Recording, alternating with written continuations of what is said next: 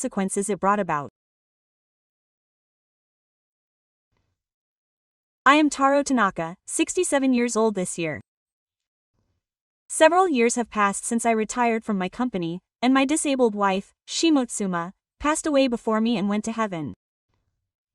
Since then, I have been living alone in my empty house. My children have all moved out and started their own families. I occasionally receive phone calls to check on their safety, but those calls have gradually become less frequent. I suppose my children have their own busy lives and hardships. How can I blame him for that? Lately, my daily routine has been the same. I wake up in the morning, eat instant ramen alone, fall asleep while watching the news on TV, and end the day watching more TV. One day, as I was going through these boring and lonely days, the phone suddenly rang. How have you been, Taro? This is Masao Sato. We're having a class reunion next week. Can you come? I remembered the name Masao Sato. I had heard that he was in charge of organizing the class reunion. He's a bit of a loose talker, but he's also a very easygoing person, so he often accepts these kinds of requests. At first, I didn't really want to go. It seemed like we'd meet again after a long time, and we'd just be meaninglessly asking each other how we were, watching each other's messed up bodies, and then going home. But for some reason, my feelings changed. Maybe it was because I had been alone for too long. That's right. I'll see you next week. After I answered like that, the name Yamada Yoshiko came to mind. She was my first love, in the same class as me in elementary school. I kept thinking about it even after I went to bed that night. I wondered how Yoshiko was living her life. Had she changed a lot? Could she even remember me? These thoughts kept coming to my mind. Finally, the day of the reunion arrived. It had been a while since I had gone out, so I paid attention to my attire and checked myself in the mirror several times. I even fixed my hair a little. I didn't know why my heart was fluttering so much. The venue for the reunion was a quiet Japanese restaurant. When I entered, several people had already arrived. Everyone's hair had turned white and their hair had grown thicker, but they still had a hint of the old days. We exchanged nostalgic greetings and sat down. Then, after quite some time had passed, that person appeared. It was Yamada Yoko. She was my first love.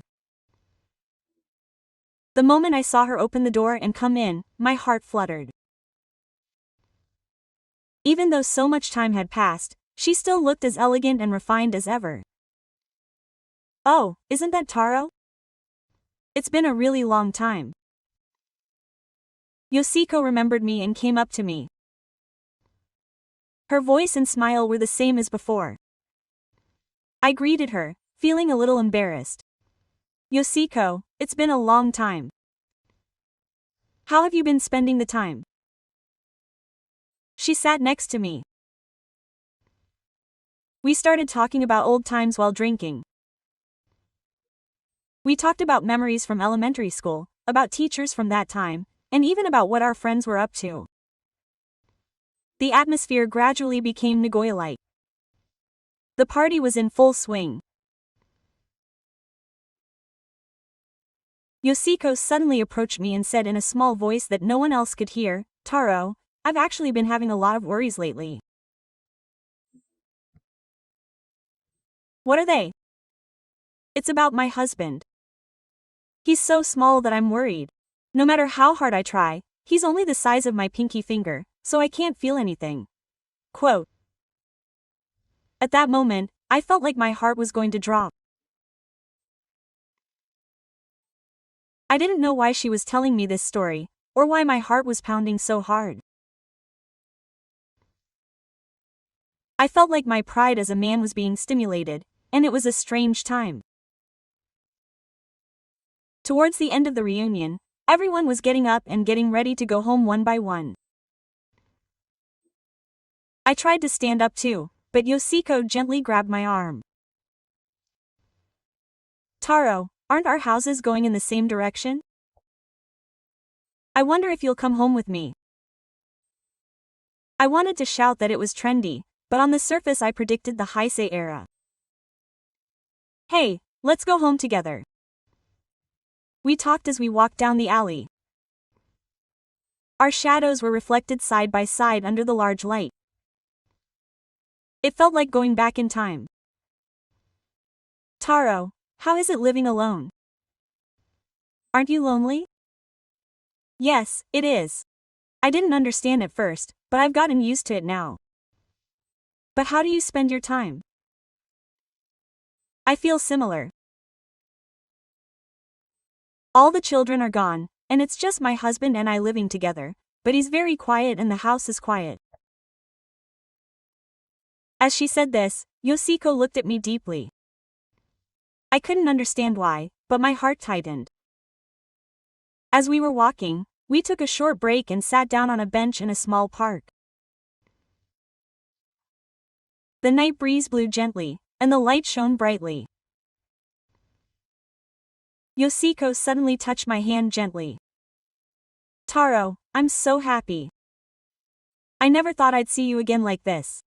At that moment, all the emotions that had been building up for a long time came flooding back at once. Okay. When I looked into those eyes, I could see the girl from before in them. Me too. I've been missing conversations like this lately when I've been alone. Yoshiko's hand covering the back of my hand was warm. Time really flies. 2 years have already passed. No way. You're still as beautiful as you were back then. These flattering words came out naturally. Yoshiko smiled shyly. When we arrived in front of the house, Yoshiko drew something on a small piece of paper and handed it to me. I'll give you my contact information. Then she bowed briefly and went inside the house. I stood there for a while, gazing at her hair. How light her steps were as she walked home. It felt like I was walking on clouds. I couldn't sleep even after I got home. The time I spent with Yoshiko kept running through my head. My heart was pounding and I was so upset for a while. When was the last time I felt this way? Had it been a few days? Suddenly my cell phone rang. It was Yoshiko. Taro, if you have time, come over in a little while. My heart began to make up its mind to meet again. Where should we meet? There's a small coffee shop I know in town. Let's meet there. Yoshiko had arrived first and was waiting for me at a corner seat in the coffee shop. I felt like she was dressing worse than usual, and I could see that she had dressed up. You're here. I sat down here, ordered a coffee, and sat across from her, but Yoshiko's expression was somehow different. She looked more serious than usual, as if she had made up her mind about something. Taro, I'm going to be honest with you. I've been really struggling lately. What's wrong? I feel lonely at home, and I don't talk to my husband. But when I saw you again, I started to remember a lot of things from the past. Yoshiko gently held my hand as we talked. Since we were in a coffee shop, I was worried about the gazes of other people, but I was captivated by the feeling of her warm hand. Me too. I used to feel lonely when I was alone, but since I met you, I feel like something has changed. So it wasn't just me. Okay, my eyes are starting to get moist. From that day on, we started seeing each other frequently. At first, it was just drinking coffee at a cafe or taking a walk in the park. But as time went on, the frequency of our meetings naturally increased.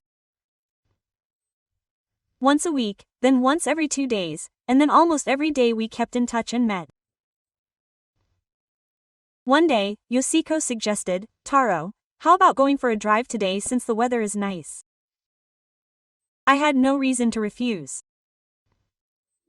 We drove out to Takao. We drove slowly along the Tamagawa River. Yoshiko, sitting in the passenger seat, looking out the window, looked so beautiful. We stopped the car at a park by the river and sat on a bench to talk.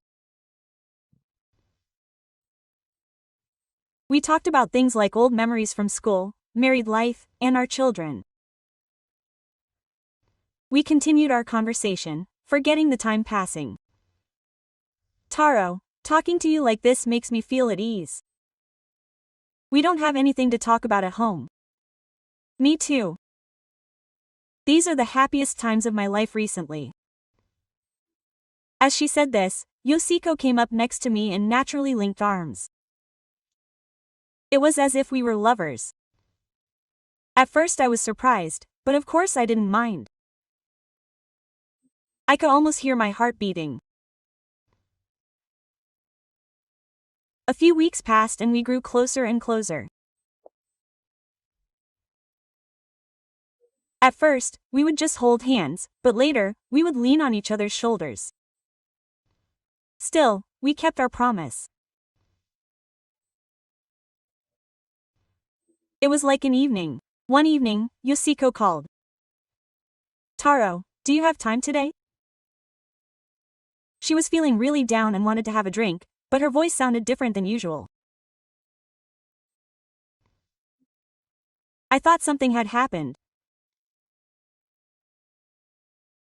"Where should we meet? I know a quiet place called Sakaya. Let's meet there." When we arrived at the agreed location around 8 p.m., Yoshiko's expression was not good. She looked troubled. "What's wrong? You don't look well." "Oh, I just had an argument with my husband. We fought again over something trivial." We sat down at a corner table in the izakaya and ordered some sake. Yoshiko took the glass and drank it all in one go. "Slow down, or you'll get an upset stomach." "It's okay, I just want to get a little drunk today." Quote. And so the number of empty sake bottles increased one by one. I was also tempted and started to give in. "Taro, I've been really grateful to you lately. How could I have lived without you?" "What are you talking about?" "Thanks to you, I've also found meaning in life recently. I really feel alive again since I met you." Was it the alcohol? Yoshiko started talking a lot. She started to confide in me what she normally wouldn't say. "Taro, to be honest, my husband and I haven't even had a night out in years.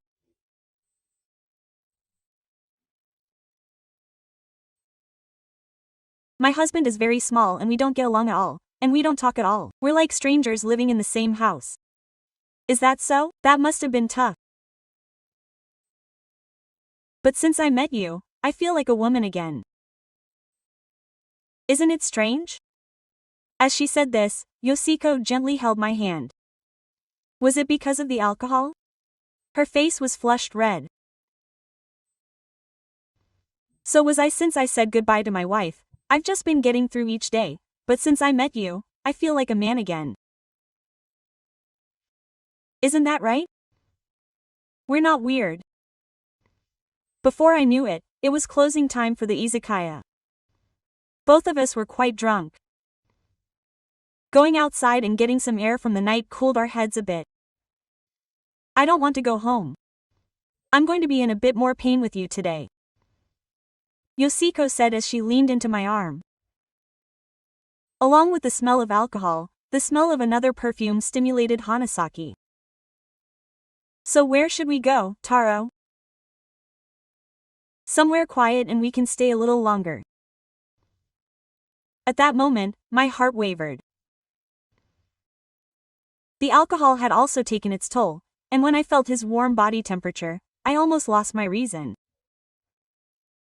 Is that okay? What's wrong? Neither of us are lonely people. At that moment, Toyoko's cell phone rang. When I looked at the screen, it said, "My husband." Yoshiko hesitated for a moment before answering the phone. Hello? Oh, I suddenly got a call saying that a close friend's mother had passed away, so I had to go far away. I went to bed early because I might not be able to come home today. When I heard that lie, I was a little surprised. But at the same time, I was secretly happy. Because I thought that we would really be able to have some time alone together. After hanging up the phone, Toyoko squeezed my hand tightly and said, "I'm not going home tonight. I want to be honest with my feelings tonight." The moment I heard those words, I knew we had crossed a line of no return. As we walked down the street, Yoshiko linked her arms and leaned close to me. Was it because of the alcohol? Her steps were a little hesitant. I felt the same way. "Oh, there's a hotel over there," Yoshiko said in a quiet voice. I saw a small business hotel with a red-on sign faintly glowing. My heart started beating faster. "Are you sure you're okay?" "I'm fine. Neither of us are adults." Yoshiko took my hand and walked to the front of the hotel. My heart felt like it was going to burst as we checked the room at the front desk. Yoshiko entered the room, sat on the bridge of the bed, and stared at me. Her gaze was different than usual. There was something desperate and thrilling about her expression. Looking at her up close, Yoshiko's face was even redder and flushed. I had a feeling it wasn't just because of the alcohol. It's been a long time. Yoshiko took my hand and put it against hers. It was warm and soft.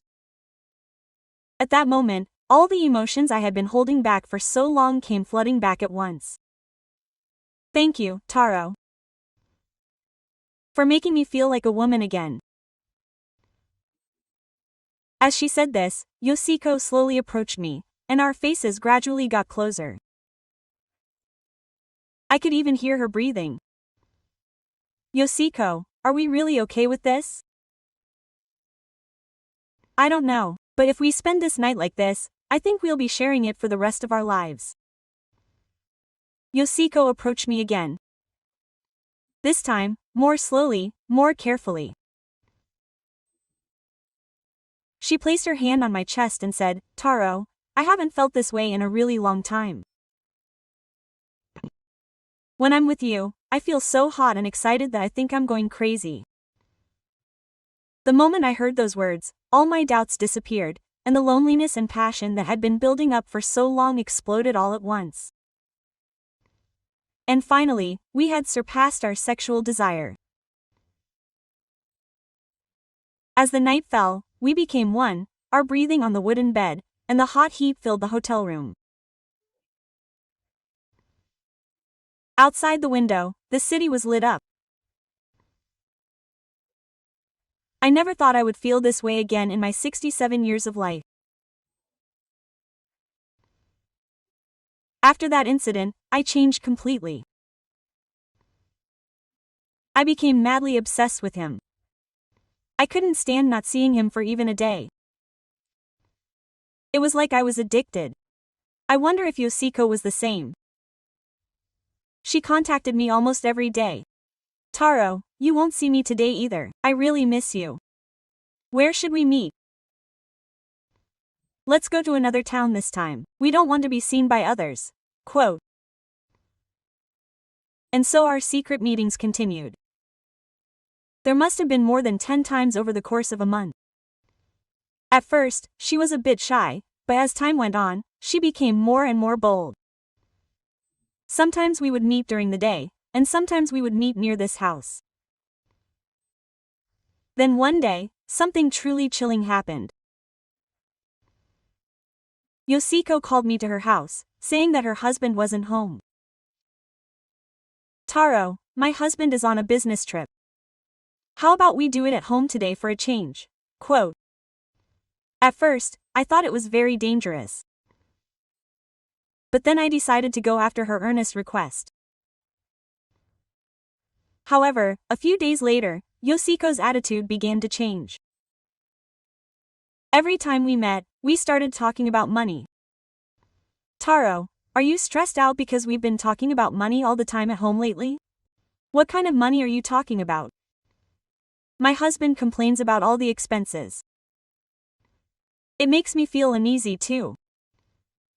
At first, I thought it was just financial difficulties at home. But a few days later, he started talking about similar things again. Then one day, Yoshiko came to see me with a really serious expression on her face.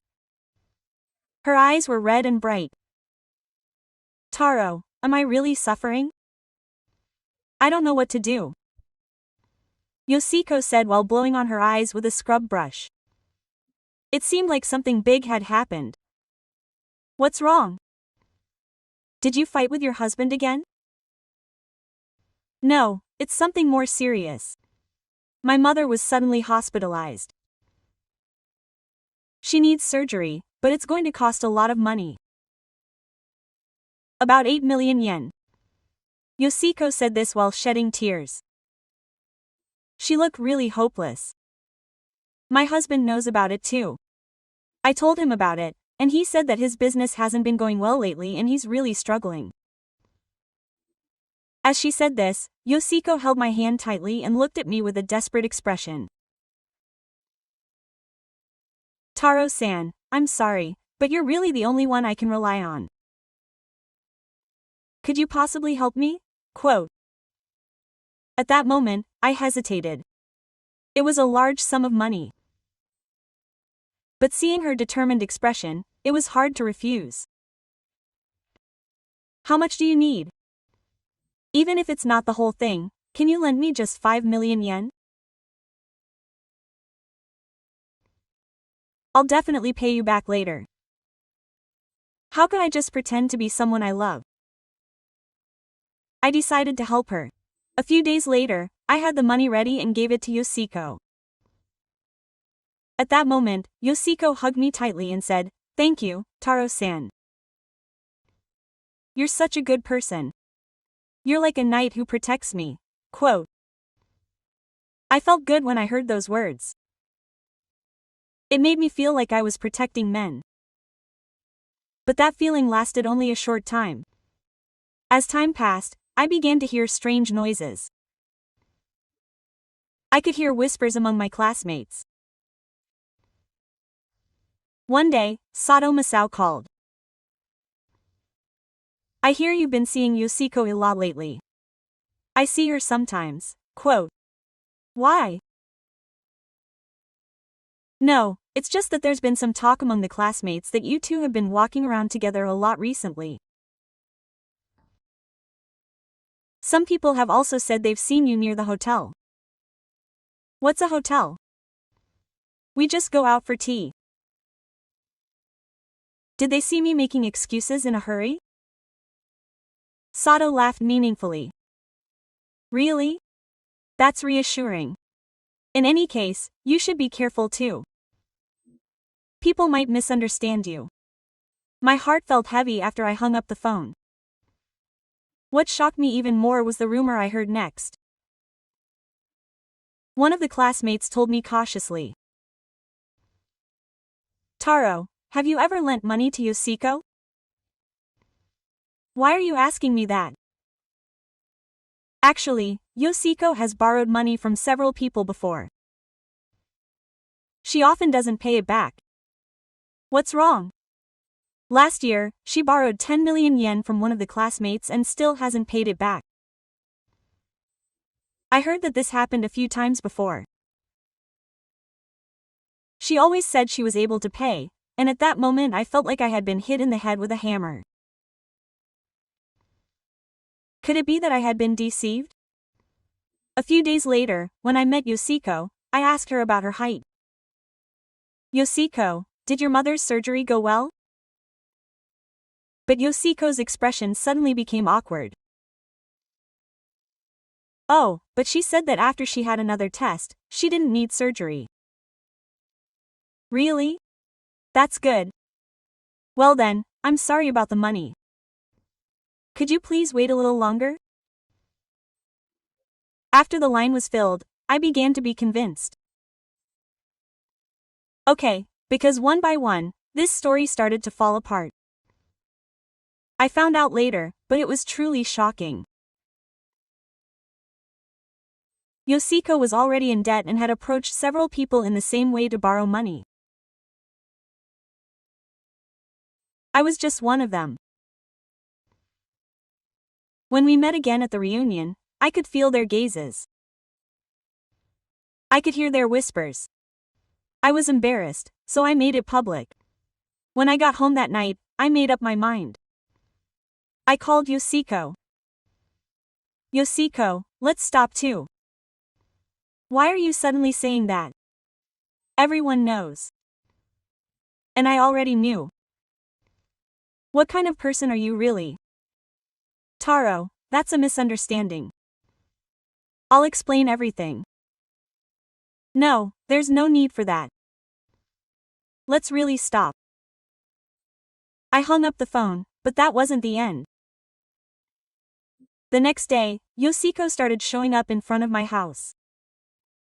She'd wait in front of the door from early in the morning. Taro, please open the door so we can talk. Go home. There's nothing to talk about. Please, just 5 minutes to clear up the misunderstanding. But I didn't open the door. Then Yoshiko started crying in front of the door. Taro, I really can't live without you. You're my only hope. The neighbors started watching. It was a really difficult situation. This went on for several days. Yoshiko wouldn't give up. Sometimes she cried, sometimes she got angry, and she made me suffer. Taro, I've been so good to you, but you're just going to throw me away. I'll tell everyone around me what kind of person you really are. Now she even started threatening me. It was really scary. Yoshiko, please stop. If you continue like this, I'll have no choice but to call the police. Marriage. Read it. I was really fed up with her telling everyone about it. I thought she was such a crazy person. This went on for over a week. Yoshiko wouldn't give up. She would wait in front of the entrance every morning and sometimes sit on the stairs until late at night. The neighbors started whispering. The apartment management office also contacted me and said they had received a complaint. Quote, I'm sorry. If you keep crying in front of the entrance, it's bothering the other people. It was a really difficult situation. In the end, I asked the security guard. Quote, Security guard, if that woman comes, please don't let her come upstairs. It's really hard on me. The security guard understood and prevented Yoshiko from going upstairs. That finally gave me some peace. But Yoshiko tried another method. She started calling me non-stop. She called dozens of times a day. I changed my number. But then she started sending me messages, asking how I found her new number. I ended up blocking her messages too. Then she sent me letters. There were letters stuffed in my mailbox. I was really fed up. But one day, it suddenly became quiet as if by magic. The phone stopped ringing and God didn't come. I wondered what was going on, but later I found out that Yoko had divorced her husband and moved to another town. She must have been embarrassed to be here anymore. There must have been a lot of rumors among her classmates. And so Yoko's bad relationship ended. It was a really long and painful time. When the house became quiet, I finally felt a little better. But everything that had happened up until then seemed like a dream. I sat there crying alone and looked at my wife's photo. Tears came to my eyes as I looked at her warm smile. I'm so sorry. I did something really stupid. I betrayed you and almost ruined myself. I cried for a while in front of my wife's photo. I've never been so public in my 67 years of life. I'll never make that mistake again. I'll live my life with only you in my sight. After sorting out my feelings, I decided that I had to start something new. I thought that maybe this had happened because I had an accident at home. A few days later, I went to the local community center and asked, was there anything I could do at my age? I was too bored. Okay, Grandpa. We were just looking for someone to teach Japanese to foreign children. Really? But can I do it? Of course. What's your background? When I was working for a company, I often did employee training. Then I started teaching Japanese to children from mixed-race families at a community center. I went out 123 times in the morning to teach the children. At first, it was awkward, but as time went on, it became really fun. I felt proud when I saw the children learning Japanese. Grandpa, what is this character? It's the character for love. Isn't it a really beautiful character? Yes, it's beautiful. Listening to the children's innocent laughter really warmed my heart. I wondered why I was so absorbed in such trivial things when I had such a meaningful job. I also became friends with the other elderly people I met at the community center. They were all around the same age, so we had a good time talking. Taro, how was today's class? The children are so cute. I'm grateful that they're trying so hard to learn. How about we have lunch together? That's how I made new friends. The people I met at the community center were all healthy and nice people. I also started taking shogi classes on the weekends. The financial support I met at the community center encouraged me to join. Taro, how do you like our shogi classes? They're good for your health and the people are nice. That sounds good. I'll go with you sometime. It was so refreshing to play shogi, breathe the fresh air, and talk to healthy people. Those hard and regretful times I spent with Yoshiko disappeared like a lie. I'm much busier now than before. I teach classes at the community center, take shogi classes, and play shogi with my friends. I no longer spend my time just sitting at home like I used to. When I go home in the evening and look at my wife's photos, I feel confident now. You had a meaningful day today. The children are remembering Japanese well. You'll be happy too. I felt like my wife was smiling and nodding. And I made a promise to myself. What we need in old age is not sweet illusions, but wisdom, self-restraint, and meaningful work. Loneliness is truly frightening, everyone. I never thought I would make such a mistake after living for 67 years. But this incident taught me a big lesson. I am alone now, but I am not lonely at all. That is because I have things to do and people to meet every day. Sometimes I think about this, but I am not swayed by it anymore. Because I have learned the truth hidden behind that sweet temptation. Everyone, please be careful. There may be people who take advantage of loneliness closer to you than you think. Love in old age must be cautious. You need the wisdom to make calm judgments and not be swayed by emotions alone. But more importantly, you need to find something healthy and righteous to comfort your loneliness. Like me, you can volunteer at a community center or meet good people through hobbies like playing chess. Even the sweet feelings called first love, which are warm comforts that comfort loneliness, can sometimes lead us into a trap. True love is when you do not take advantage of each other and treat each other with sincerity. Just because you are alone does not mean you need to feel lonely. Because there are so many people in this world that we can help and so many good things that we can do together. I hope my apology will be a lesson to you all. Love is possible for Roa, but please remember that love must be earnest and true.